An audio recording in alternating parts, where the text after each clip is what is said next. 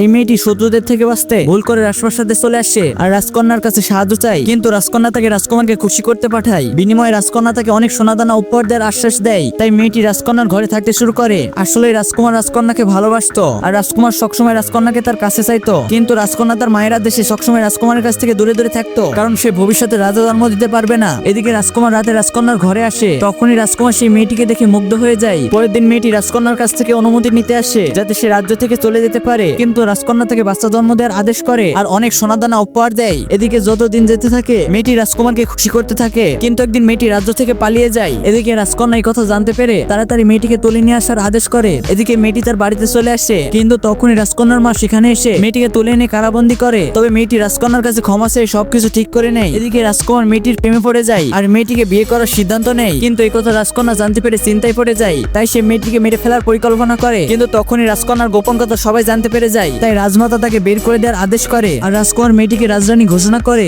এইবার তো ভিডিওতে লাইক করো বাবা।